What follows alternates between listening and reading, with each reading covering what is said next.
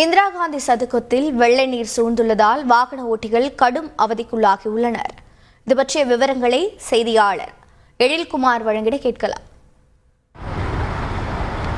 புதுச்சேரியில் வெள்ளம் இன்னும் வடியாத நிலையில் வாகன ஓட்டிகள் கடும் அவதிக்குள்ளாகி வருகின்றனர். தற்பொழுது நாம் இந்திரா காந்தி சதுக்கத்தில் நின்று கொண்டிருக்கிறோம். வழக்கமாகவே மழை பெய்தால் இந்த பகுதியில் மழை நீரானது சூழ்ந்து வாகன ஓட்டிகள் அவதிப்படுவது வழக்கம். ஆனால் இந்த பகுதியில் மழைநீர் தேங்காமல் இருப்பதற்காக அரசு சார்பில் ஒரு திட்டத்தை கொண்டு வந்து புதியதாக தரை வழியாக ஒரு இணைப்பு மூலம் பைப் அமைத்து அதன் மூலமாக இங்கிருந்து நீரை வெளியேற்றுவதற்கான ஒரு திட்டமானது செயல்படுத்தப்பட்டது. ஆனால் வரலாறு காணாத அளவில் புதுச்சேரியில் பெய்த இந்த கனமழையின் காரணமாக தற்பொழுது இந்திரா காந்தி சதுக்கம் முழுவதுமாக வெள்ளம் நீரால் சூழ்ந்தப்பட்டுள்ளது. தற்பொழுது நேரடியாகவே அந்த காட்சிகளை பார்க்கலாம். வாகனங்கள் ஊர்ந்து வருகிறது. ஒரு சிலரின் வாகனங்கள் பழுதாகி நிற்கிறது. இதேபோல் கார் உள்ளிட்ட பேருந்துகள் மட்டுமே இந்த வெள்ளத்தால் கடந்து வர முடிய ஒரு சூழ்நிலை உள்ளது. இருசக்கர வாகனங்கள் சிக்கி பழுதாகி நிற்கும் சூழ்நிலையும் ஏற்பட்டுள்ளது. மழை அவ்வப்பொழுது பெய்து வரும் நிலையில் ஒட்டுமொத்தமாக மழை ஓய்ந்த பின்னர் தான் இந்த வெள்ள நீரானது வடிவதற்கான வாய்ப்பு உள்ளது. புதுச்சேரி அரசு சார்பில் பல்வேறு முன்னெச்சரிக்கை நடவடிக்கைகள் எடுக்கப்பட்டிருந்தாலும் இந்த வெள்ளத்தால் கடுமையாக வாகன ஓட்டிகள் மற்றும் பொதுமக்கள் பாதிக்கப்பட்டு வருகின்றனர். தகவல்களை வழங்கியதற்கு நன்றி எழில்குமார். வெள்ளத்தில் மிதக்கும் புதுச்சேரியை ட்ரோன் காட்சியில் பார்க்கலாம்.